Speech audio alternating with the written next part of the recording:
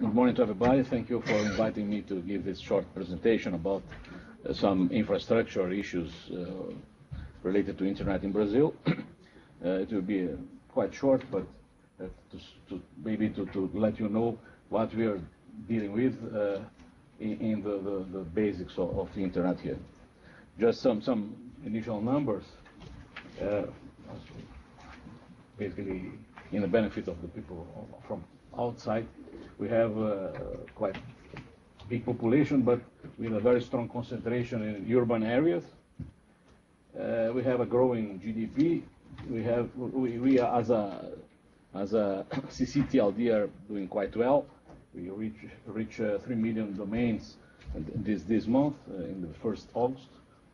We have more or less 75 million internet users, according our own survey, the survey that the CGI, the Brazilian Steering Committee, is doing over internet themes. We are a quite big country with all the problems related to, and there are a lot of municipalities and other things that are not so important, but 38% of households has some kind of internet access. Just a little bit more detail in this area. You show that there is a growing of the internet and household access in urban area and also in rural area. We have the both numbers combined in the last years of the research.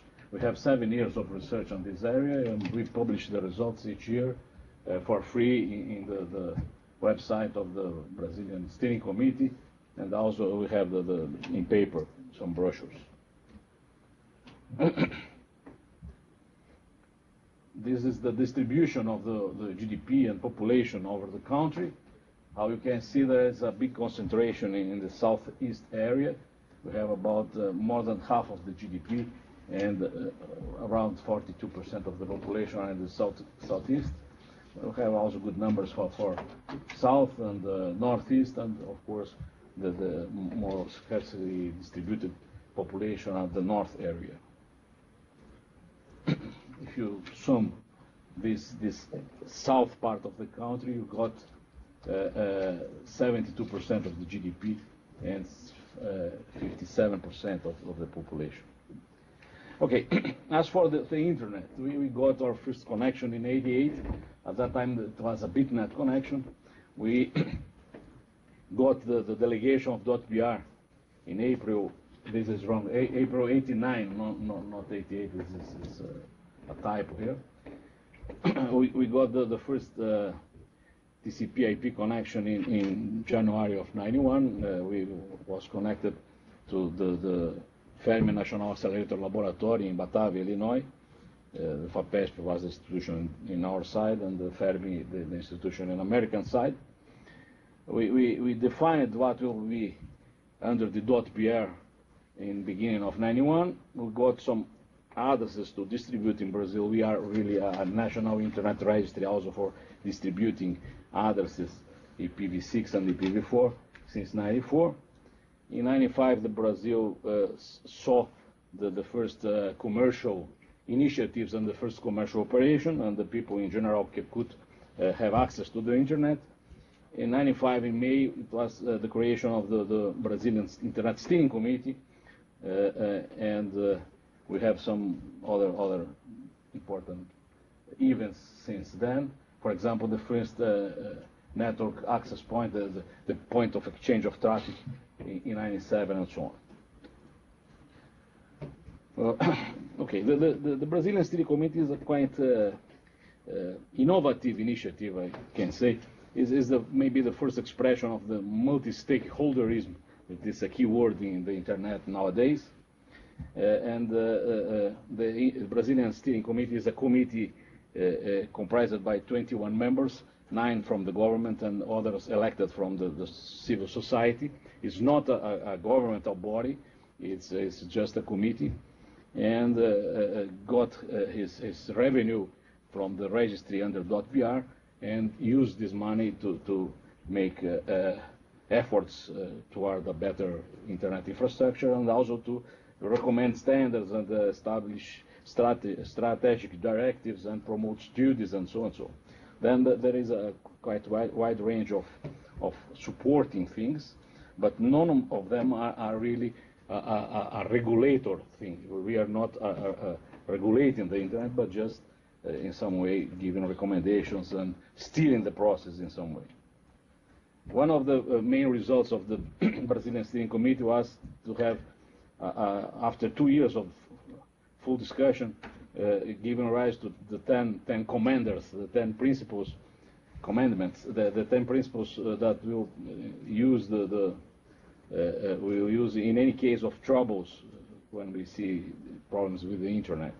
These 10 principles give rise also to the civil framework that is discussed right now at the Congress.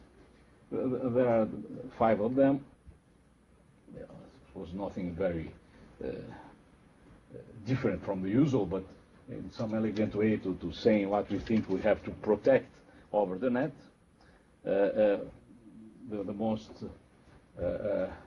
contentious things are about, of course, neutrality. We are in favor of neutrality, and we are also in favor of the unaccountability of the network. We think that all the actions taken against illicit activities will have to aim to the end perpetrators of the activities and not to the providers of the value chain of the network itself. This is the composition of the steering committee. It's 21 members, 9 from the government and the 12 from the civil society. And to deliver his resolutions to the Brazilian community, we have created the operational arm that is a private institution, the NIC.BR, that has some divisions. I will talk very briefly about these centers. And the NIC.BR is the Brazilian Information Center. It's a private, civil, non-for-profit organization created to implement CGI decisions. We got, of course, our money from the registration on the .br. We charge 30 reais, that's about $15 per year per name.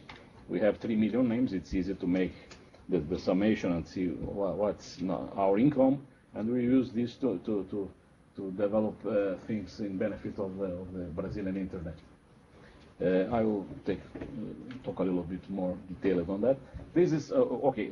Just going back here, we see here the divisions of NIC.BR. We have Registro.BR that's responsible for registration under .br and also for distributing IP numbers. We have the CERT.BR, this is the Computer Emergency Response Team, it's related to security. We have the CETIC. CETIC is the Center for ICT Information that works on getting statistics of the internet in Brazil.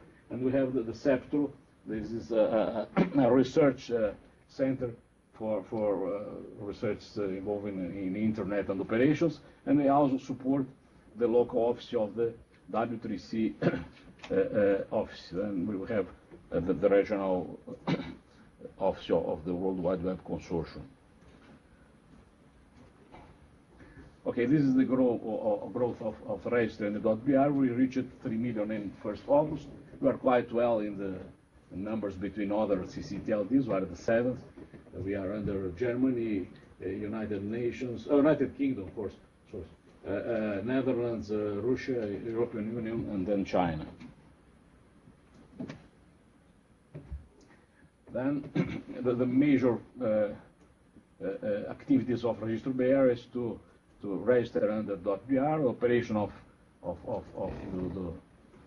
the .br top-level domain. We have servers in Brasilia, Rio, and São Paulo, and also in Stuttgart, in San Francisco, and Seoul in Korea, and others, to have a reliable operation of the publication of the .br domain.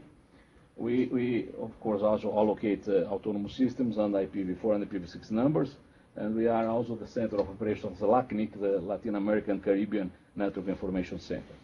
The second center is the CERT, the Brazilian National Computer Emergency Response Team. It was created in '97. We have a lot of of data about activities related to security incidents. We got information on security incident handling. We release some information and some for the end users, for example, referring to spam and how you can be aware of threats and how you can have a responsible behavior in the net. And so there are a lot of videos that are very well received by the population. We, of course, are hosting the Brazilian World Wide Web office that, you know, is responsible for strengthening the standards, the open standards, and the new standards on the web. Of course, the internet is not only the web, but the web is an important part of the net, and we have quite a lot of work in this area. The CETIC is the center that generates the information on ICT, information and communication technologies of the Brazil, the whole Brazil. We have the production of indicators and statistics, publication of surveys, and so. Just to give you a flavor, this is the basic outputs of CETIC. We have the ICT households report, 7 years of report on that. We have also 7 years of report of enterprises, and then we have other more recent projects like the Kids Online, the ICT on education, providers, and so on. So health will be the first release in the next year. We are working on ICT on health. Then it's also supported, of course, by the money we get from the .BR registration, and is offered for free for the whole community. This is other information about activities and meetings and workshops the NIC.BR is sponsoring. Okay, I leave this for further consultation. And then going basically to, I suppose, the main issue of the meeting, we have the Center of Study and Research in Network Technology and Operations, the CEPTRO. The CEPTRO operates the NAP, the Brazilian NAPs, the points of exchange traffic. We have more than 20 over the whole country, and we spend a lot of research to get these things growing and working well. We distribute the legal time, official legal time for everyone who wants this for free, also using the internet. We are a lot of initiatives disseminating IPv6 in Brazil. We have courses, and we have material, and we have also sites and other tools. I will explain a little bit very, very fast, very quickly.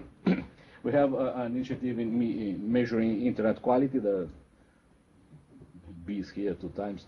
And we have also initiatives in Brazilian content and other things. Related to IPv6, we have a website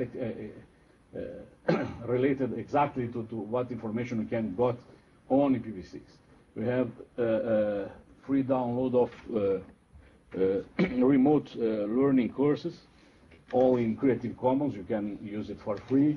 And we have 2 kinds of courses, 36 hours hand-on training with equipment, multi-vendor equipment, for ISPs and autonomous systems operators. And we have other shorter courses for basically ISPs. We have trained more or less 2,200 professionals, 2,200 professionals, with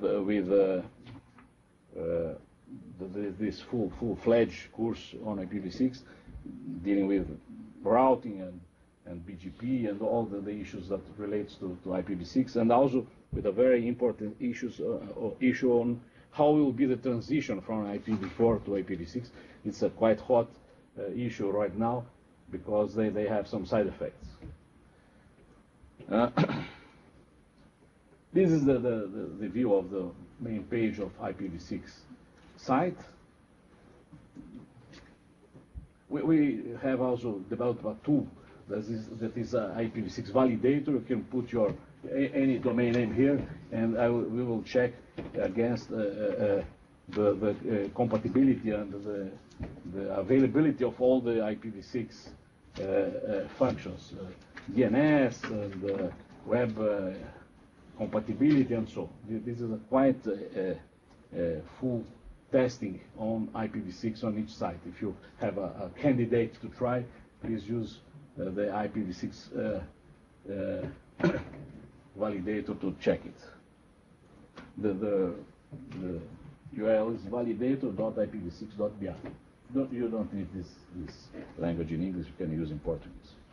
This is the main website for the e-learning thing. All the materials are available and you can use it as you wish. This is some photos of the classes on IPv6 training. This is the material, the routing and the agenda of each course. We have also took part in the events, international events related to IPv6 Day, IPv6 Week, and World IPv6 Launch. As a matter of fact, we saw that every time we have this kind of event, we got a bump in traffic, in IPv6 traffic. Then these events are really very important to spread the idea of the need to go forward with IPv6 as fast as possible. Here we have also a good demonstration of what I said. You see, this is the number of .br websites that have IPv6 support. It's quite stable until the regional IPv6 week. Then we have a bump, again stable, and then another bump in IPv6 launch, World IPv6 launch. And we're going from bumps to bumps, maybe to a better future of IPv6 deployment. We have also a proposed schedule for this deployment. Until the end of this year, we hope that the major ISPs and telcos will offer IPv6 transit to the biggest customers. And we expect that until the middle of the next, this was expected at the end of the last year. We are now in the middle of this transition. The major ISPs, in fact, offers in some way IPv6 to their customers. We are trying to have this implemented to all the major ISPs and telcos, and we expect that some users will be using IPv6 in January 2013 and IPv6 for all in January 14. And this is also some kind of good news. We are the first country in the ranking of Alexa in countries that have more IPv6 implemented websites. The second is Slovenia, the third is Czech Republic, and the fourth is United States. But of course, this is a kind of statistics, and you know, there are lies, dumb lies, and statistics. Okay, this is the allocation of IPv6 in Brazil. So we are doing quite well in this area. And this is again IPv6 per country allocations. In this case, we are second to US, and we are a little bit in front of Germany. This is also good figure. That's all. Thank you.